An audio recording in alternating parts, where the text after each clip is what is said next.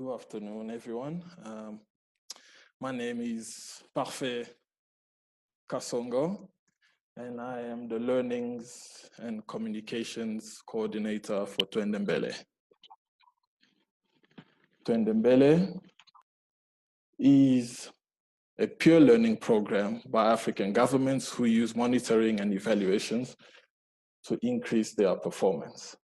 And we are excited to be presenting on gender responsive evaluation systems at this inaugural gLOCAL Evaluation Week. The gLOCAL Evaluation Week is a monitoring and evaluations knowledge sharing platform by the CLEAR initiative. You may know that the CLEAR AA is a Twendembele partner, and we're very excited to be taking part in this. Our first panelist is Dr. Angelita Kitatu Chiwekete. She holds her PhD in public finance from Wits University. She's employed at the CLEAR AA as a resident research fellow. Her other interests include gendered economics and regional integration and public governance. Thank you, Parfait, and good afternoon to everybody, and welcome to the gLOCAL Week and the Twende contribution to the gLOCAL Week. So I'm going to be speaking about some work that Twende did, which was to look at how gender has been integrated in the national monitoring evaluation systems of particular countries. So the findings that were from Benin, Uganda, and South Africa, 3 countries that have national evaluation systems and that are part of Twende's initiative in building capacity for the national monitoring and evaluation system. Okay, so briefly, if we can just look at the gender agenda. And what I want to point out from the continental perspective is how gender equality and the empowerment of women has permeated and remained an important issue for the global agenda. First in the MDGs, where it was a standalone goal, and we were about ticking the boxes. And now as in the SDG agenda, where it is a standalone goal as well as a goal that is cross-cutting across the other 16 Sustainable Development Goals. Gender equality and the empowerment of women is useful for providing opportunities both for men and women to contribute meaningfully to society. And nothing is more profound than this in the African continent, where we are grappling with development and where we have committed in Agenda 2063 to improve the livelihoods of all people. To work on the potential of African people is an aspiration, particularly women and youth, and caring for children. So when you see the notion or the understanding that gender equality, empowerment of women is an ideal, it is important that governments integrate this ideal in their national development imperatives and work towards that. And we must also always remember that this is not just about the numbers, it's about the real empowerment that will happen in society as a result of the deliberate efforts for gender equality. So we have a few countries that have made some inroads in terms of gender equality in government, but gaps again are still there in government, in executive management positions. And again, there are various attributes to this. There is the gendered role of women in society, the practical and strategic needs that are not always addressed, and they always sometimes place women at the periphery of benefiting from positions or empowerment because they have to cater, or they are left behind doing unpaid labor. This has been debated largely in literature. But when we speak about evaluation, government also needs to start looking at what it's doing in terms of delivery and how it's empowering women and providing opportunities for gender equality. So there is a lot of work that has been done in terms of evaluation. There's a lot of evaluations that have been conducted on the continent in various sectors, largely donor-driven. But what is useful is that national monitoring evaluation systems are now beginning to take shape in the continent. Countries are taking ownership and implementing national evaluation systems. We have Benin, South Africa, and Uganda who have already started, and it can be seen what they are doing in terms of ownership, in terms of evaluation of government services and how they work to improve towards this. Other countries that have national evaluation policies include Ghana, Kenya, Zambia, and Niger, who are beginning to understand that evaluation of government, of the way government works, needs to be implemented within government for it to be meaningfully integrated. So this is part of the driving force for the work of Twende. And the gender diagnostic that was done in Uganda, South Africa, and Benin was conducted to see if actually countries that have national monitoring evaluation systems in place, if there is evidence of gender responsiveness of these policies, of the actual work that is being done by the departments in charge of national monitoring of government processes and systems. So the actual diagnostic used a framework and a checklist that used 6 criteria. I'll speak briefly to these 6 criteria because it's useful for our discussion afterwards to sort of engage and see ways that we can mitigate and influence the way government integrates gender into its programs and policies. Particularly, we are speaking with respect to the national monitoring and evaluation systems.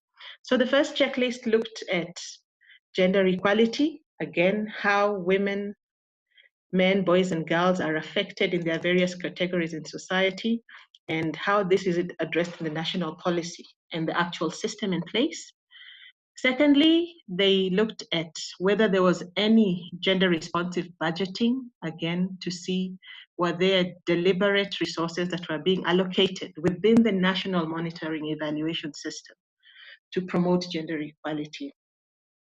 Thirdly, participation looked at the mechanisms that allow the different categories of men, women, to represent their interests, to express their opinions, and influence decisions and programs that affect them within the national monitoring evaluation system. And decision-making criteria looked at who were the decision makers in this system, and were the decisions made in affecting the national decision to empower women and to promote gender equality within the national monitoring evaluation system. And the other criteria looked at evaluation and revision of the policy to see whether there was any revisions that had been done from a gender perspective.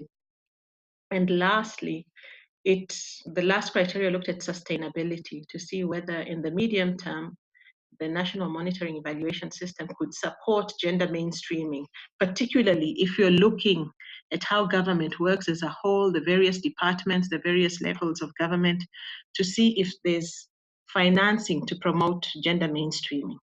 So again, there were gaps that were found in our diagnostic in terms of policy and implementation.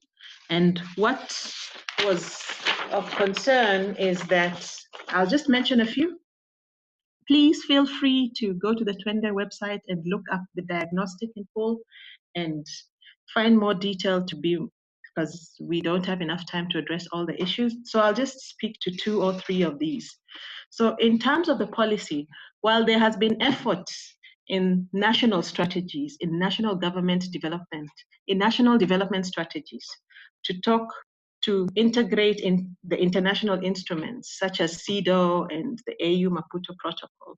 When we look at the national policies for the national monitoring evaluation systems, there was no synergy that this is what government is intending in terms of gender equality and the national evaluation policy. So there was gaps in that. We have the positioning of where the actual national monitoring evaluation system and the effectiveness with which to drive. So in South Africa, it was useful to see that there was a lot of inroads that were done all the way to provinces to see how evaluation can really benefit not just the departments, but the actual sectors and different ministries. In Uganda, the National Monitoring Evaluation System is managed from the Office of the Prime Minister, and it has been useful in assisting with evaluation of particular sectors, although a lot of work is still being done in various sectors, again, through civil society. So it's useful to see how much of this is been integrated. The usefulness of the gender diagnostic for Benin was that, again, they were able to recraft and develop the gender machinery and to streamline it and to see how useful it can be in enhancing gender equality and redirection of the various departments that is dealing with national monitoring and evaluation. So there is work, although it's emerging because these national evaluation systems are quite new. And again, working with bureaucracy, it takes time to streamline the processes into place. And there is hope going forward. What I need to point out in terms of implementation was the sustainability and the financing and the lack of gender responsive budgeting in the national monitoring evaluation systems for both countries. And it is useful. We have had the importance of gender responsive budgeting for national budgets.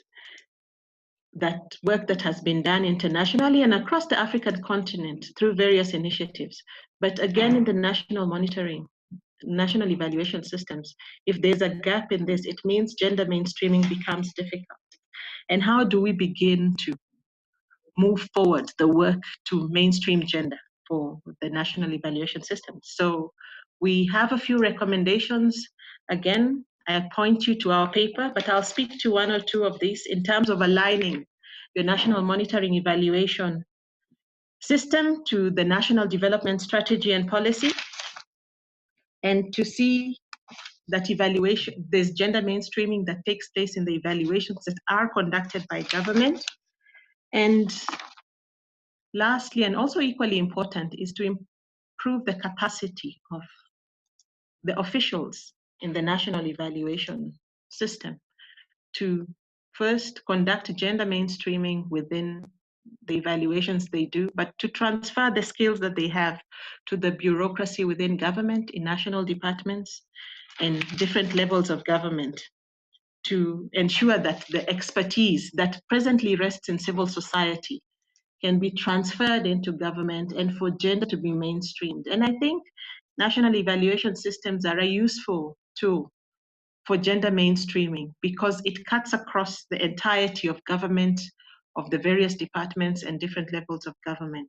So it would be useful going forward for these two recommendations in terms of capacity development and aligning the national monitoring, national evaluation system to the national development strategy that promotes gender equality and the empowerment of women. So I think I will take a pause and give an opportunity to the rest of the panelists to continue with the presentation. Thank you. I look forward to engaging with you after. Thank you very much, Dr. Kitatu Chiwekete. I would like to move on to our next presenter. This is Justine Chiwalabai.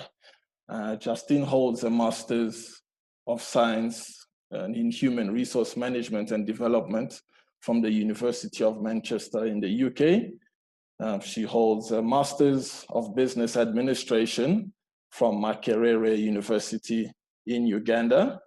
Justine is a gender expert. She's an organizational development specialist. Her other interests include policy and planning, particularly around gender and human resource development. I'll be presenting on experiences of including diverse stakeholders in the guideline development. I had the privilege of developing a gender responsive guideline for ministries, departments, agencies, and local governments to especially for commissioners, evaluation managers, and those responsible for monitoring and evaluation to ensure that gender is integrated in their plans, their policies, and strategies, and ensure that evaluations are gender responsive. So I'm going to take you through the process of how the guideline right from the start up to the end. So how did it start? We are going to look at the phase of how it was developed. So the first phase was managed by Office of the Prime Minister, which is the agency responsible for monitoring and evaluating all government programs and investments. Office of the Prime Minister led the process of identifying and articulating the demand for guideline development by looking at the M1E policy. So it precisely defined the challenge and developed the terms of reference for a review of the national monitoring and evaluation policy. So this is a public M1E policy. So it developed the terms of reference and hired a consultant who conducted a policy review and profiled all the capacity gaps, institutional, individual, and systems.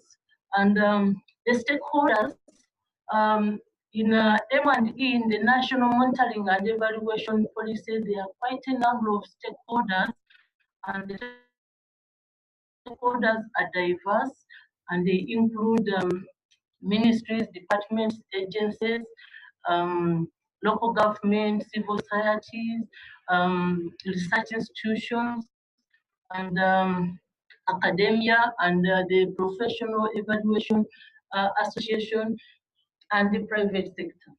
And and from there, after the review of the policy, they prioritize what do they want to do, and they decided that there is a big gap in terms of gender responsiveness. They decided, okay, to some extent, there are some tools that grade gender when they are doing the monitoring, but it is lacking. But they prioritize that perhaps let's do the guidelines for and prioritize doing the guidelines for evaluation. So gender responsive evaluation guidelines were developed, and they hired a consultant to help them in the process of developing the guideline. And so they hired me, and I worked with a few other colleagues to develop the guideline to help ensure that the national monitoring and evaluation policy is gender responsive as far as evaluation is concerned. So the phase two of developing the guideline involved review of the legal, regulatory, institutional frameworks that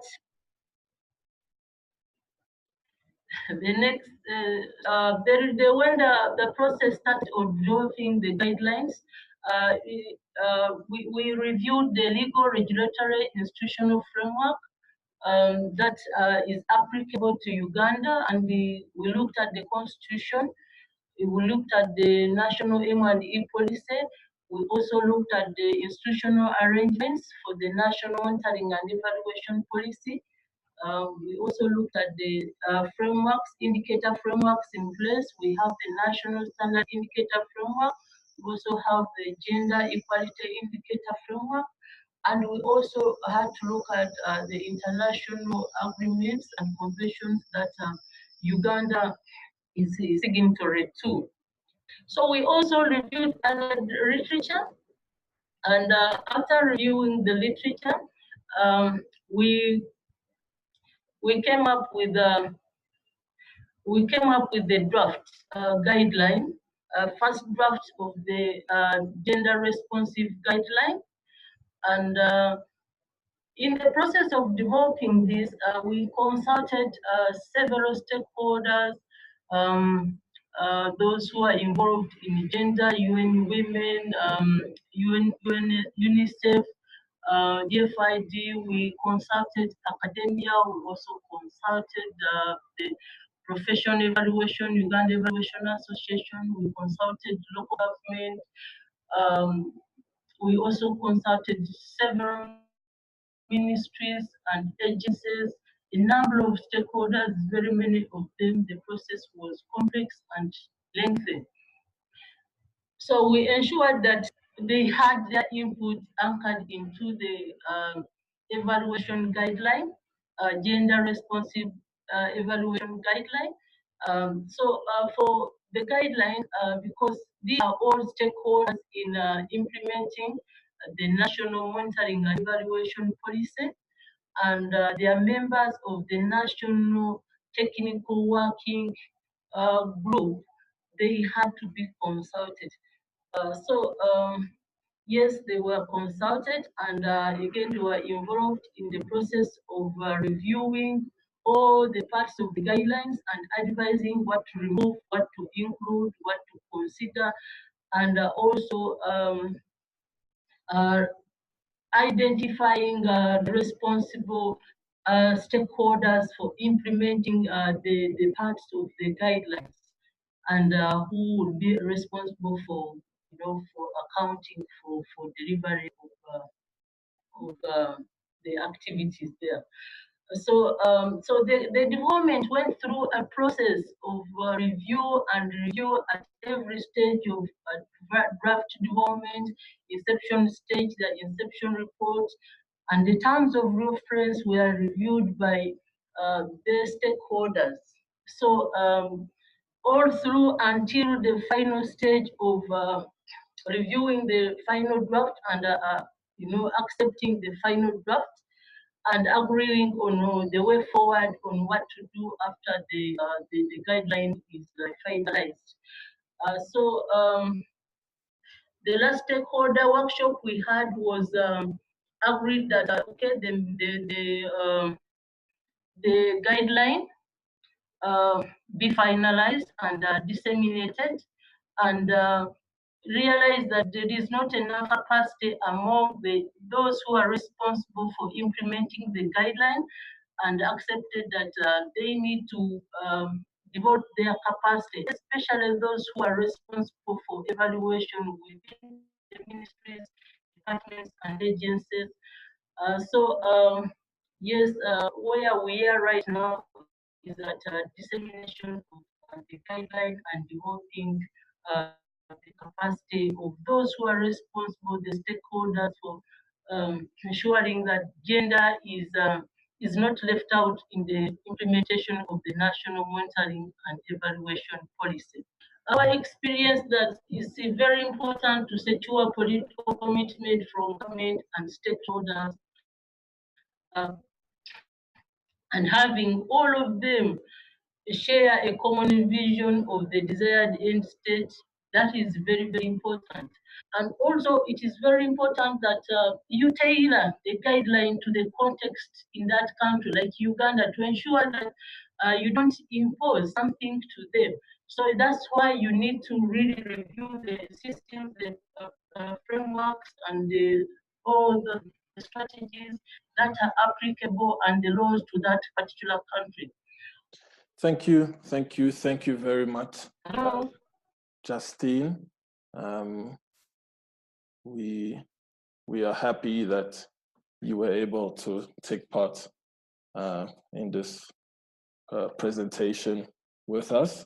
Our next presenter has just joined us, Caspar Merkel from UN Women.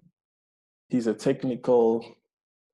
regional evaluation specialist in UN Women East and Southern African region. Very quickly, if there are any questions, please do forward questions to us. I have a quick comment. Hi. Hi, my name is Ian. I'm in Senegal. I have a quick comment for the last presenter. Yes, sir. And it's just to reinforce and to encourage the work that's been done, but also to make the point, as we all know, the guidelines are not enough. The guidelines, the world is full of guidelines that people don't read, don't use, don't fully understand, even when there's been a participatory process. So I think we need to do more to build upon examples of good practice, of linking the guideline process and the implementation of guidelines, really showcasing those evaluations which really have made an attempt to build in a very strong and a very useful and practical gender perspective. So I think if we can build a good practice, and secondly, to support guidelines, we've had a session on parliamentarians in Senegal on Monday, and I think we need simple, clear support materials to really encourage in the same direction, to draw attention to the guidelines and to explain in a very simple and basic way how they can be useful to the people to whom they're targeted, whether they be evaluation managers or evaluators themselves. So just 2 points: simple, clear support materials, and secondly, really building and strengthening and showcasing examples of good practice, which then you can publish in the African Evaluation Journal, of course, which is there as a vehicle for all of us. So those are just some quick comments from Senegal, and all the best. Thank you very much, Ian. Much appreciated. This is Caspar Merkel from UN Women, and I'm pleased to join this webinar. I'll talk a little bit about our experience with engendering national evaluation systems. And our work is this, what I'm talking about is very much based on two publications that we have done together with Eval Partners and Eval Gender. One is about evaluating the SDGs from a gender and human rights perspective, and the other one is about building national evaluation policies and systems from a gender and equity perspective. When we talk about gender and equality in the national evaluation systems context, obviously the overall umbrella is the SDG agenda, about no one left behind. And as we know, we have two standalone goals on gender equality and reduced inequalities. And what is important about these goals is that they are not only goals in themselves, but also they're instrumental for achieving all the other development goals that we have in the SDG framework. So when we talk about education, for example, and education policies in a given country, then obviously it doesn't make sense to look at aggregate figures, but we need to break down, we need to look at educational outcomes for boys and girls separately. And the same is when we look at other goals about poverty reduction, about infrastructure, we need to look at the gender dimension as well as the dimension of inequality. So this is very important when we talk about development outcomes at country level, and obviously about national evaluation systems. So what you see up there is a very simplified framework for breaking down sort of the pillars when we are talking about developing national evaluation systems. So the first pillar is the vision, right? This is really about the leadership, about the appreciation of M&E information by decision makers. And those decision makers do need to have some basic understanding on what M&E and gender disaggregated M&E can bring to improve development outcomes. The other one is the pillar of the enabling environment. When I talk about enabling environment, this refers to the political will, this refers to resources, so this is both financial and human resources, but this is also about values, about transparency, about using M&E evidence for good governance. and about a certain demand that we need in civil society to demand that credible evidence that helps the policy making process. Then a huge pillar obviously is capacity. So capacity, this includes everything about M&E policies and standards, about organizational structures to manage M&E at country level, and then also obviously the capacity to collect and analyze M&E evidence so that it actually can feed into some decision-making process. And on the other side, there's capacity to demand and utilize M&E. So there's no use, obviously, to just supply M&E evidence, and we know this from our own experience in UN Women. We are actually quite good at supplying M&E evidence, but then demanding that evidence for improving our policy and programs, we need to help create that demand. And what is usually useful is to think about a system of incentives, of carrots and sticks that help decision makers to understand, okay, what is actually the benefit of me using M&E information in my day-to-day life. So the next two slides are about some entry points. When we talk about engendering national evaluation systems, and I just explained some of the key pillars that are useful to look at when developing those national M&E systems.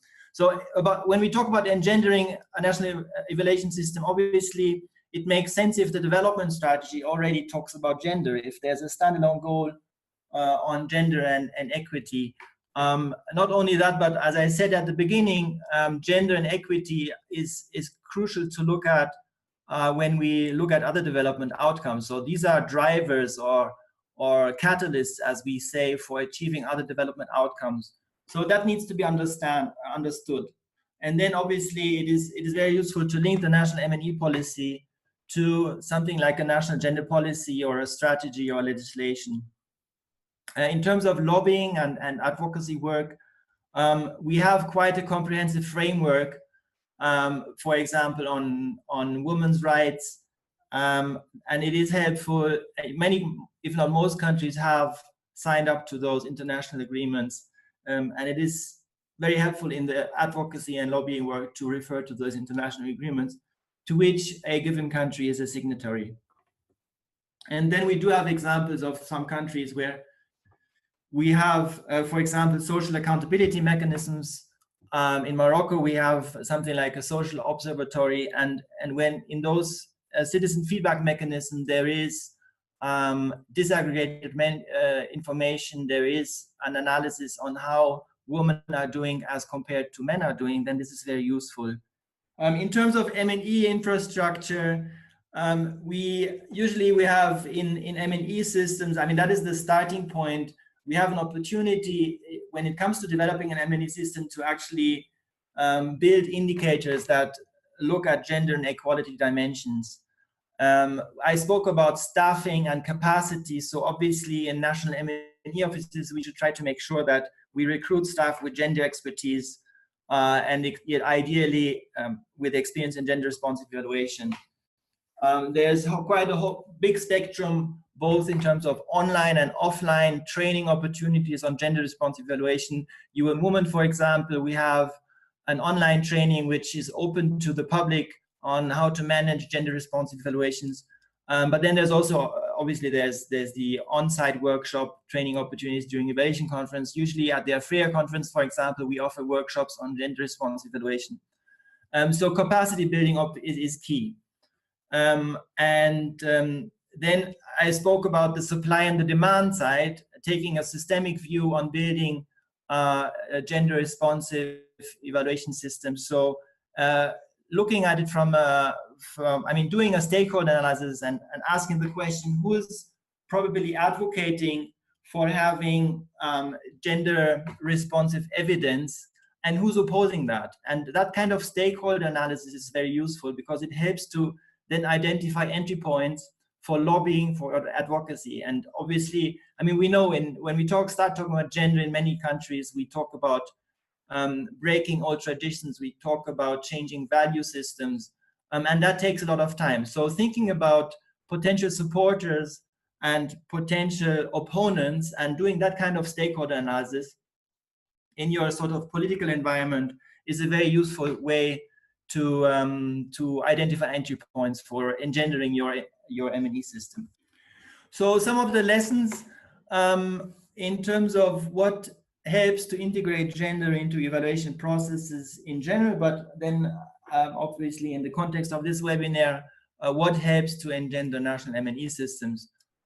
So I mentioned the National Development Agenda, and we need to sort of get a hold our footprint on the discussions when it comes to developing the national development plans or strategies or visions, or every country is calling them something else, but it is useful to have gender in there, in that national development strategy, and bring it out into the discussion as a way not only to have it as a development goal in itself, but as a driver, as a catalyst to achieve other development goals, as I explained before. We need top senior management commitment. We need clarity in roles and responsibilities. What is very useful usually, because I mean, we have, in terms of analytical frameworks, a lot out there, but often we need to, for policymakers, we need to break it down. We need to simplify, and that is why guidelines and checklists are very useful to help decision makers understand, okay, this is a key characteristic of a gender responsive evaluation. And this is the added value that a gender responsive evaluation can bring to a policy-making process, for example. Coordination and alliance building. I mean, this is something we face in the UN system, in the UN family. We have quite some challenges in terms of coordinating our work. But when we look at governments, I think the challenges are pretty similar. And we have maybe one driving ministry, and in many cases, the Ministry for Women, or it's often a combined ministry, Ministry for Women and Children's Affairs, is not the strongest ministry in the country if we compare it with the other power ministries. So we need to help build those alliances with those ministries where planning is done, those ministries where decisions on budgets, on finance are being done, and that helps to drive the gender agenda. And then finally, I mean, gender programs are often cross-cutting, so they touch on different dimensions. I mean, I can talk about my own experience in UN Women. Our programs, we have usually in a country program a dimension on political participation of women, a dimension on economic empowerment of women. There may be another dimension on reducing violence against women. So this just gives an idea on the wide spectrum of potential entry points, and it is important to understand that complexity, and there is interlinkages between those different dimensions. So when we talk about gender and empowerment, empowerment is multidimensional, and empowerment goes different pathways, and in every country that pathway will be different. So recognizing that complexity, and again realizing that gender is a catalyst, a driver for achieving many, if not most, other development outcomes is very important.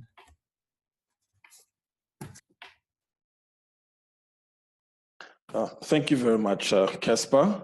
We do have questions from Claire, who's asking, is the drive for change driven bottom up, example, CSOs, NGOs, or top down, example, international pressure, including SDGs? Caspar, do you think you can maybe answer this particular question? One more time. Yes, I mean, I can give it a first go. Please. It would be useful to understand better what the question is really trying to get at. But I think what in my presentation was also trying to explain, when we talk about national M&E systems, it's useful to look at both the demand and the supply side. Yeah. When we look at CSOs, NGOs, I mean, usually those are the ones that are on the demand side. I mean, they would advocate for having M&E evidence, and in our case, I mean, gender responsive M&E evidence on how a public policy is doing and how is it performing or not. And so looking at that supply and the demand side and taking that systems perspective, I think is a good starting point. I'm Cara, I'm the Twende Mbele Program Manager. I just wanted to add that from Twende Mbele's perspective, I think this will go to both Ian's question and a little bit to Claire's. The country governments that did the diagnostic are committed, I guess, in a top-down, responsive to the bottom-up kind of way to be achieving some of those international imperatives and objectives that they've signed onto in terms of gender, but also understanding the role of the national evaluation system to increase, I guess, sort of equity lens or increase participation of different voices, and to make sure that there's a cross-government commitment to gender equality or equity. So in that sense, they did the diagnostic and then they have reviewed their national evaluation policies. So as Angelita said, none of the countries had gender included in their national M&E policies. And then they've reviewed their policies and included gender in there as a mandated part of the evaluation system. And so as well as the guideline on designing and managing gender responsive evaluation, there's also a lot of capacity building initiatives that are coming up in terms of both the guideline and getting general concepts of gender and gender equity and some of those more rudimentary understandings within the evaluation community before then actually capacitating on how to do gendered evaluation. So I don't know if that helps provide a little bit more context to, I guess, what the Twende countries are doing from a sitting in the middle, top-down, bottom-up place. Thank you very much, Cara. Do we have any other questions to our panelists? I have a couple of quick points from Senegal. All the presentations have come back to capacity. We talk about it a lot. Clearly, there's still a lot to be done to increase the pool of motivated and competent evaluators, and we are not making the progress we need to make despite all the great efforts. So I think there's a big question there as to what else do we need to do to improve. Any precise suggestions following this webinar would be great. Just one or two good ideas. Secondly, I think there's always a bit of an issue, I suppose, with evaluation systems, evaluation practice, is the credibility of evaluation rests in part on its supposed objectivity and its supposed systematic approach. So although I agree with everything we've said about gender being important as a way of reaching other development outcomes, there's a balance to be found between evaluators advocating for a certain perspective, which might, to a certain extent, in certain circumstances, be detrimental to the credibility of evaluation. It will be seen to be pushing a particular perspective on a gender. I'm not in any way saying we should back away from gender, but I just do think that how do we get that balance and keep the credibility for evaluation systems, evaluation practice? Thank you very much. All right then, I would like to end this webinar by firstly thanking our panelists, Caspar Merkel from UN Women, Dr. Angelita Kitatu Chiwekete from Clear AA, and Justine Chiwalabai from Agenda Expert from Uganda. Thank you again, and good afternoon to you all.